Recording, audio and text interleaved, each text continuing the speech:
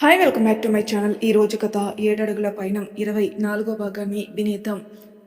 బాల్కనీలో నుండి వెనక్కి వచ్చిన హర్షకి కిటికీ బుక్ ర్యాక్కి మధ్య ఉన్న గ్యాప్లో ఏదో చిన్న బుక్ లాంటిది ఇరుక్కుని ఉండడం కనిపిస్తుంది. పొరపాటున పక్కకి జారిపోయి ఉంటుంది అనుకుని వెళ్ళి ఆ బుక్ తీశాడు. ఆ బుక్ తీసి చూసిన హర్షకి అది డైరీ అని అర్థమైంది.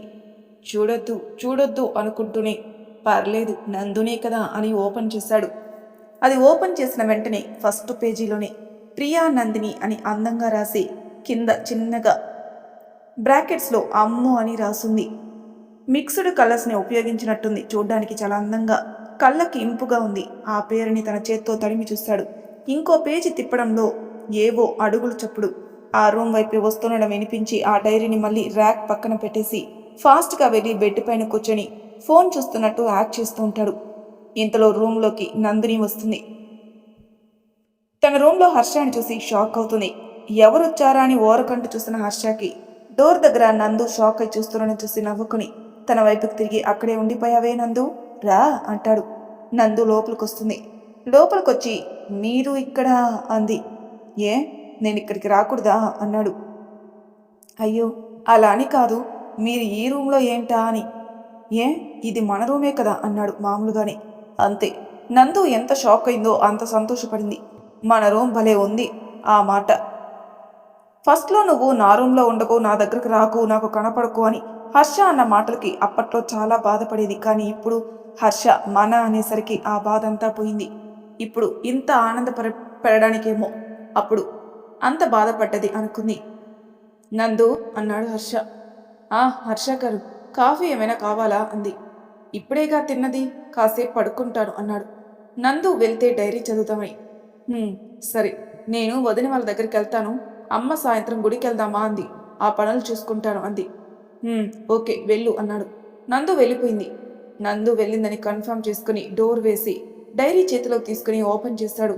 మళ్ళీ అమ్ము అన్న పేరు చూసి నందు ముద్దు పేరు అనుకుంటా బాగుంది అనుకుని నెక్స్ట్ పేజీ తిప్పబోయాడు. ఇంతలో హర్ష ఫోన్ రింగ్ అయింది. అబ్బా అనుకొని ఫోన్ చూశాడు. చారీ అని ఉంది.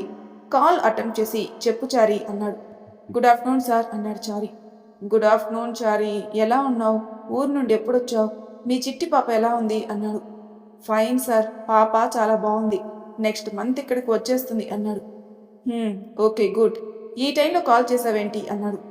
అది సార్, మీరు నిన్న కాల్ చేసి మన కన్స్ట్రక్షన్ ఫీల్డ్లోని కంపెనీకి కొత్త టెండర్ వచ్చింది, దాన్ని కోట్ చేసి మీ క్యాబిన్లో పెట్టాను, ఇవాళ సబ్మిట్ చేయమని చెప్పారు కదా సార్ అన్నాడు. ఆ పేపర్స్ కనిపించట్లేదు సార్ అన్నాడు చారీ తటపటాయిస్తూ. వాట్ అని అరిచాడు హర్ష. అవును సార్, మీ రూమ్ మొత్తం వెతికాను కానీ ఎక్కడా లేదు సార్. ఇంకా టెండర్ సబ్మిట్ చేయడానికి 2.5 గంటలు మాత్రమే ఉంది. ఈలోపు మనం మళ్ళీ ఆ పేపర్స్ ప్రిపేర్ చేస్తే కనుక సబ్మిట్ చేయొచ్చు. సో మీరు ఒకసారి ఆఫీస్కి వస్తారా సార్ అన్నాడు డౌట్గా. లేదు చారీ, నేను రాలేను, I have an important duty than that అన్నాడు. అలా అంటే ఎలా సార్? ఇది గవర్నమెంట్ ప్రాజెక్ట్, చాలామందికి ఇల్లు వస్తాయి. మనం గనక టెండర్ వేయకపోతే ఖచ్చితంగా విక్రమ్ ఇండస్ట్రీస్కి ఈ ప్రాజెక్ట్ వెళ్ళిపోతుంది అన్నాడు చారీ కంగారుగా. విక్రమ్కే కదా చారీ, వాడు మనిషి మాత్రం. మాతో ఎలా ఉన్నా వాడికి వర్క్ అంటే ప్రాణం. వర్క్ విషయంలో తప్పు జరగనివ్వడు, నువ్వు కంగారు పడుకో అన్నాడు. నేను కంగారు పడేది విక్రమ్ సార్ గురించి కాదు సార్, వాళ్ళ తరపున కన్స్ట్రక్షన్ బిజినెస్ చూసుకునేది ఆయన ఫ్రెండ్ సార్. మీకు కూడా తెలుసు కదా ఆయన ఎంత సెల్ఫిషో. ఆయన చేసే దుర్మార్గాలు కూడా మనకి తెలుసు కదా సార్. చూస్తూ చూస్తూ అంతమంది ప్రాణాలు వాళ్ళ చేతిలో పెట్టలేం కదా సార్ అన్నాడు ఆర్తింపుగా. కాసేపు ఆలోచించి సరే నేను డీటెయిల్స్ చెప్తాను, నువ్వు పేపర్స్ రెడీ చేసి ఇక్కడికి వచ్చి నా సైన్ తీసుకుని సబ్మిట్ చేయి అన్నాడు హర్ష. సార్ అది నేను అక్కడికి వచ్చి సైన్ తీసుకుని సబ్మిట్ చేసేటప్పటికి టైం అయిపోతుంది సార్. నేను వర్క్ కంప్లీట్ అయ్యేసరికి మీకు కాల్ చేస్తాను, మీరు ఆఫీస్కి వచ్చి సైన్ చేసి వెళ్ళిపోండి సార్. టెండర్ ఆఫీస్ ఇక్కడికి దగ్గరే కదా అందుకే అన్నాడు కొంచెం భయంగా. హర్ష కూడా కరెక్టే అనిపించింది కానీ నందు గురించే భయం వేసింది. వాడి బెదిరింపులు గుర్తుకొచ్చాయి. సర్లే ఒక్క సైనే కదా, త్వరగా వెళ్ళి వచ్చేద్దాం, ఈలోపు శత్రు వాళ్ళు హ్యాండిల్ చేస్తారులే అనుకుని. ఓకే చారీ, ఈలోపు నువ్వు పేపర్స్ రెడీ చేయి అని డీటెయిల్స్ అన్ని చెప్పి కాల్ కట్ చేసి శత్రు వాళ్ళకి విషయం చెప్పాలి, వాళ్ళని అలర్ట్ చేయాలి, అరుణ్ హెల్ప్ కూడా తీసుకోవడం బెటర్ అనుకుని ఆలోచిస్తూ ఆ డైరీ అక్కడే వదిలేసి మర్చిపోయి వెళ్ళిపోయాడు. సరిగ్గా హర్ష వెళ్లే టయానికే ప్రత్యూష ఆడుకుంటూ నందు రూమ్కి వస్తారు.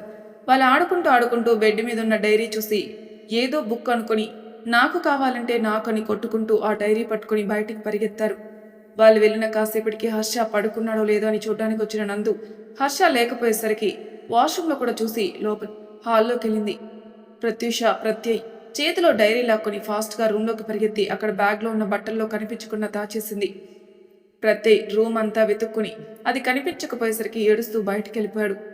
ప్రత్యూష కూడా ఎక్కడ అంజు తన్ని తిడుతుందో అని నందు దగ్గరికి పరిగెత్తింది. హర్ష నేరుగా ల్యాండ్లో ఉన్న శత్రు దగ్గరికి వెళ్ళి విషయం చెప్పాడు. నువ్వు వెళ్ళరా, మేం చూసుకుంటాం, ఎలానో గాడ్స్ ఉన్నారు కదా అంటాడు శత్రు. కానీ మనం అంత ఈజీగా తీసుకోకూడదురా. ఈ విషయాన్ని అరుణ్ రవిలకి చెప్పి వాళ్ళని అలర్ట్ చేయాలి. వాడు మనకి నందు టార్గెట్ అని చెప్పి మిస్లీడ్ చేసే ఛాన్స్ ఉంది. So we should be conscious అన్నాడు హర్ష. అవును, వీడు చెప్పేది కూడా కరెక్టే. ఇలా చేస్తేనే అటాక్స్ ఓన్లీ నందు మీదనా లేక ఇంకెవరి మీదైనా అని కన్ఫర్మ్ అవుతుంది. సో ఇప్పుడు ఇదే చేయాలి అనుకుని ఓకే బావా అన్నాడు శత్రు. హర్ష వెళ్ళి అరుణ్ని రవిని పిలిపించి ఎవరూ లేరని కన్ఫర్మ్ చేసుకున్నాక మొత్తం విషయాలన్నీ చెప్పాడు. అరుణ్ ముందు భయపడ్డా హర్ష మాటల్ని బట్టి తన చెల్లికి ఏమీ కాదు, బావ ఏమీ కానివ్వడని ధైర్యం ఇచ్చింది. వీళ్ళు మాట్లాడుకుంటూ ఉండగానే హర్ష కోసం వెతుకుతూ అక్కడికి వచ్చింది నందు. వాళ్ళంతా అక్కడ కూర్చోవడం చూసి దగ్గరికి వెళ్ళి, ఏంటి అంతా ఇక్కడ తీరిగ్గా కూర్చున్నారు, వెళ్ళండి, వెళ్ళి కాసేపు పడుకోండి, అసలే సాయంత్రం గుడికెళ్లే ప్లాన్ ఉంది, బోల్డని సెల్ఫీస్ ఫొటోస్ దిగాలి, మీరంతా ఇలా వాడిపోయిన తోటకూర కట్టల్లా ఉంటే ఎలా చెప్పండి, అందుకే కొంచెం రెస్ట్ తీసుకోండి సరేనా అని చెప్పి వెనక్కి వెళ్ళబోతుంది. ఇంతలో హర్ష నందు చేయి పట్టుకుని ఆపుతాడు. వెనక్కి తిరిగింది నందు హర్షను చూసి. ఏంటి హర్ష గారు అంది. నందు, నాకు అర్జెంట్ పనుంది, సో ఇప్పుడు నేను ఆఫీస్కి వెళ్ళక తప్పదు. ఇక్కడ శత్రు, రవి, అరుణ్ ఇంకా బయట గార్డ్స్ కూడా ఉంటారు. జాగ్రత్త నందు, నేను గుడికెళ్ళే టైం కల్లా వచ్చేస్తాను, జస్ట్ సైన్ చేసి వచ్చేయడమే, ఓకేనా? ఎవరైనా ఏదైనా విషయంలో అయినా అనుమానం వస్తే వెంటనే శత్రుకు చెప్పు లేదా నాకు చెప్పు, బట్ నువ్వు మాత్రం జాగ్రత్త, త్వరగానే వచ్చేస్తా అంటాడు హర్ష నందు నుదుటిపై కిస్ చేస్తూ.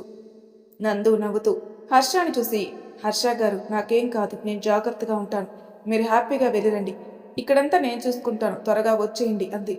హర్ష నవ్వుతూ సరే అని తలూపి జాగ్రత్త అంటాడు. నందు కూడా నవ్వుతూ అయినా మీరుండగా నాకేమవుతుంది హర్ష గారు అంది.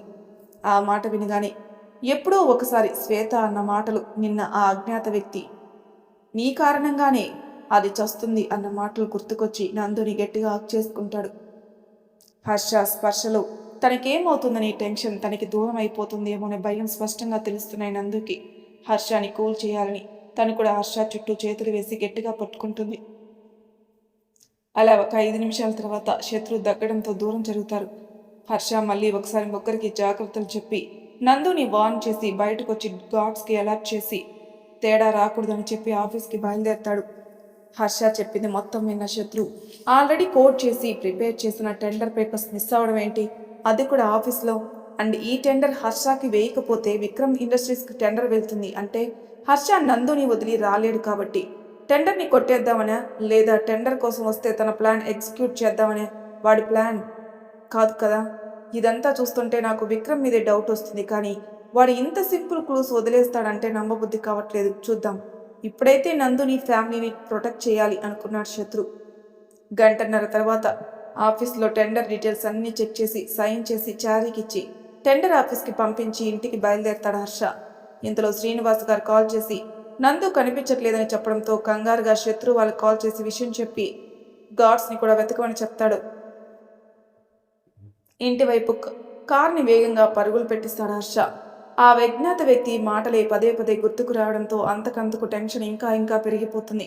అలా వెళ్తున్న హర్షకి నందు వాళ్ళ ఇంటికి వెళ్లే స్ట్రీట్లోకి కార్ని పోనిస్తుండగా రోడ్డుకి అవతల వైపు కనిపించిన వ్యక్తిని చూసి పట్టరాని కోపం వచ్చేసరికి అక్కడే కార్ని పక్కకి పార్క్ చేసి వేగంగా ఆ పక్కకెళ్ళి లాగిపెట్టి ఒకటి కొడతాడు. నందు కనిపించట్లేదని టెన్షన్గా ఇంటికి బయలుదేరిన హర్షకి నందు వాళ్ళ స్ట్రీట్లో వెళ్ళబోతూ మెయిన్ రోడ్డు మీద రోడ్డుకి అటువైపుగా కనిపించిన నందుని చూసి కోపం వచ్చి కార్ని అక్కడే పక్కన పార్క్ చేసి వేగంగా నడుచుకుంటూ వెళ్ళి అటు తిరిగి ఉన్న నందుని ఇటు తిప్పి లాగిపెట్టి కొడతాడు హర్ష. హర్ష కొట్టిన దెబ్బ ఊహించని నందు దెబ్బ గట్టిగా తగలగా పక్కకి పడుకోబోగా నందు నడుమును పట్టుకుని ఆపి తన మీదకి లాక్కుంటాడు హర్ష. హర్ష కొట్టిన దెబ్బకి మైకంలో హర్ష ఫోర్స్కి తమ్మాయించుకోలేక హర్ష గుండెలపై పడిపోతుంది నందు. అప్పటి వరకు అక్కడ ఏం జరుగుతుందో అర్థం కాని నందు హర్ష గుండెలపై పడగా ఆ గుండె సడి తన కోసమే రెట్టించి కొట్టుకుంటుందని అనిపించగా కోలుకుంటుంది. హర్ష అని అర్థమై హర్ష చుట్టూ చేతులు వేసి గట్టిగా పట్టుకుంటుంది. అప్పటిదాకా నందుని కొట్టాడని గుంపుగా చేరిన జనం నందుని హత్తుకోగా తెలిసిన వాళ్ళేమో అని వెళ్ళిపోయారు. హర్ష నందుని విడిపించుకుని తన చేతిని పట్టుకుని విసురుగా లాక్కోరావడానికి ముందుకు అడిగేలాగా హర్ష కళ్ళు కోపంతో నిప్పులతో పోటీ పడుతున్నట్టు ఉండడం గమనించి అప్పటి వరకు హర్షలో అంతరి కోపం చూడని నందు భయంతో బిగుసుకుపోయి కదలకపోగా నందు భయపడిందని అర్థమై తనని ఎత్తుకుని కార్ దగ్గరకు తీసుకుని వెళ్తుంటాడు. నందు హర్ష చుట్టూ ఒక చెయ్యేసి ఒక చేత్తో హర్ష షర్ట్ని గట్టిగా పట్టుకొని కళ్ళు రెండు మూసుకుని హర్షలో అంతకంతకు ఒదిగిపోతూ ఉంటుంది. నందుని అలా చూసిన హర్షకి అనవసరంగా కొట్టాననిపించి బాధపడతాడు. నందు చెంపపై స్పష్టంగా కనిపిస్తున్న తన వేళ్ల గుర్తులు చూడగానే కళ్ళల్లో గిర్ర నీళ్లు తిరుగుతాయి. హర్ష రోడ్డు క్రాస్ చేసి నందుని కారులో కూర్చోబెట్టగా నందు హర్షని గట్టిగా పట్టుకొని వదలట్లేదు. ఇక హర్ష కూడా నందుతో సహా బ్యాక్ సీట్ లోపలికి ఎక్కి నందుని తన ఒడిలోపల అలానే పడుకోబెట్టుకుని శత్రు వాళ్ళకి కాల్ చేసి నందు కనిపించింది, సేఫ్గా ఉందని చెప్తాడు. శత్రుతో మాట్లాడి నందుని చూసిన హర్ష అప్పటికే నందు వదలకపోవడంతో చిన్నగా తడుతూ నందు నందు అని పిలుస్తాడు. అయినా నందు రెస్పాండ్ కాకపోవడంతో అమ్మో అంటాడు. ఆ పిలుపు హర్ష మాట గుర్తుపట్టిన నందు హర్ష గారు అంటూ కళ్ళు తెరిచి ఎదురుగా ఉన్న హర్షను చూసి హర్ష గారు అంటూ లేచి ఒడిలో కూర్చొని హర్షని గట్టిగా హత్తుకుని సారీ అంటూ ఏడుస్తుంది. హర్ష కూడా నందు చుట్టూ చేతులు వేసి గట్టిగా హత్తుకుని నందు ప్లీజ్ ఏడవకు, నేనే సారీ చెప్పాలి, ఏదో కోపంలో గట్టిగా కొట్టేశాను, ఐఆమ్ సారీ నందు అంటాడు. నందు ఏం మాట్లాడకుండా అలానే పట్టుకుని ఉంటుంది. హర్ష కూడా కాసేపు అలానే ఉండిపోతాడు. ఒక 10 నిమిషాలకి కుదుటిపడిన నందు హర్షని వదిలి వెనక్కి జరిగి తను హర్ష మీద ఉన్న విషయం గమనించి పక్కకి కూర్చోబోగా హర్ష నందు చుట్టూ చేతులు వేసి తనని మళ్ళీ ఒడిలో కూర్చోబెట్టుకుంటాడు. హర్ష చర్యకి ఆశ్చర్యపోయిన నందు హర్ష కళ్ళలోకి చూడగా హర్ష కళ్ళు బాధగా తన చంపని చూడడం గమనించి హర్ష గడ్డం పట్టుకుని తన వైపుకి తిప్పుకొని ఏం కాలేదు కన్నయ్య, నేను బాగానే ఉన్నాను, మీరు అలా ఉండకండి అంది.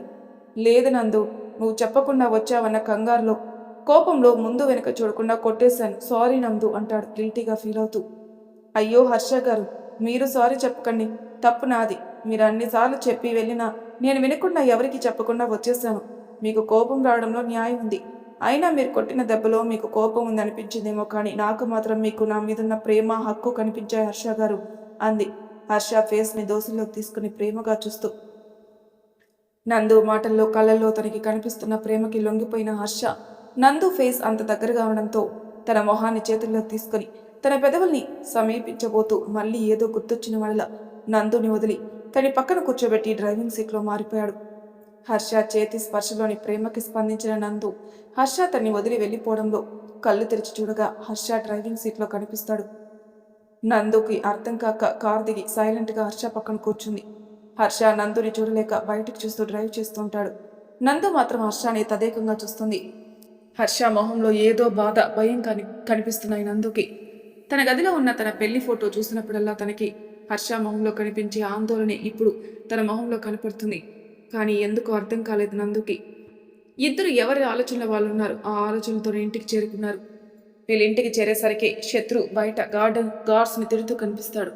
హర్ష కారు పార్క్ చేసి దిగి నందు వైపు డోర్ ఓపెన్ చేసి తన చేయి పట్టుకుని తీసుకొచ్చి లోపలికి వెళ్ళమని చెప్తాడు. నందు ఏం మాట్లాడకుండా వెళ్ళిపోతుంది. హర్ష నేరుగా గార్డ్స్ దగ్గరకు వచ్చి ఏం చేస్తున్నారు మీరంతా అంటాడు. కళ్ళల్లో కోపం స్వరంలో ప్రతిధ్వనించగా హర్ష ఆ చూపుకే శత్రుతో సహా గార్డ్స్ అందరూ ఒక్క సెకండ్ వణుకుతారు.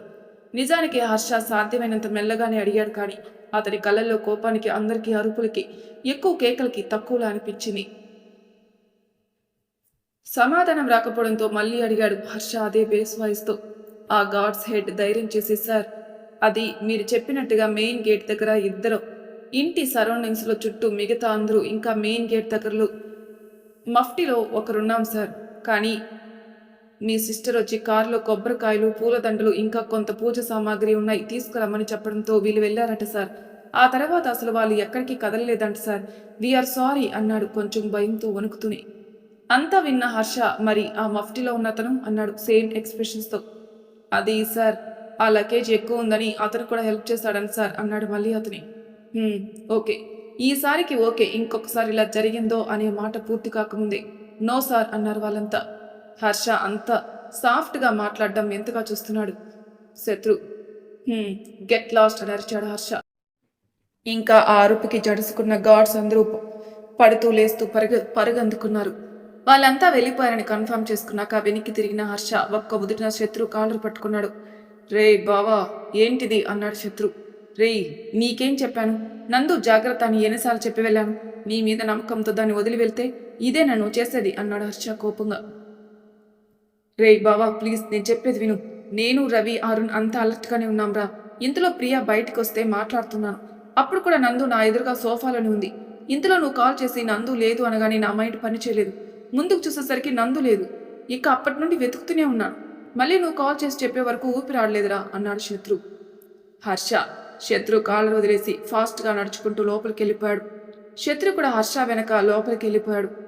సార్, చెప్పు గోపాల్. చెక్ ఇచ్చేసి వచ్చాను sir. Okay. Okay sir. Call మాట్లాడిన విక్రమ్ తన రూమ్ పక్కనే ఉన్న మరొక రూమ్లోకి వెళ్తాడు. చీకటిగా ఉన్న ఆ రూమ్లో లైట్ వేయగా గదంతా ప్రకాశవంతంగా మెరుస్తూ ఆ గది మధ్యలో ఉన్న ఆ అమ్మాయి ఫోటోని మరింత ప్రకాశవంతం చేస్తుంది. విక్రమ్ నేరుగా ఆ ఫోటో దగ్గరికి వెళ్ళి ఆ ఫోటోని ప్రేమగా తడుముతూ చూస్తాడు. అలా చూస్తున్న కళ్ళు తెలియకుండానే మసకబారగా ఆ కన్నీళ్ళని వెనక్కి నెట్టి, వదలనురా, నువ్వు ఇలా కావడానికి కారణమైన వాడు ఎవరినీ వదలను, ఐ స్వేర్ అంటాడు విక్రమ్. మరి తెరవాయి భాగంలో ఏం జరుగుతుందో నెక్స్ట్ ఎపిసోడ్లో తెలుసుకుందాం. అంతవరకు నా ఛానల్ సబ్స్క్రైబ్ చేయని వాళ్ళు ప్లీజ్ సబ్స్క్రైబ్ చేసుకోండి. లైక్ చేసి షేర్ చేయండి. మీ అభిప్రాయాల కామెంట్ రూపంలో తెలియజేయండి. Thank you for listening.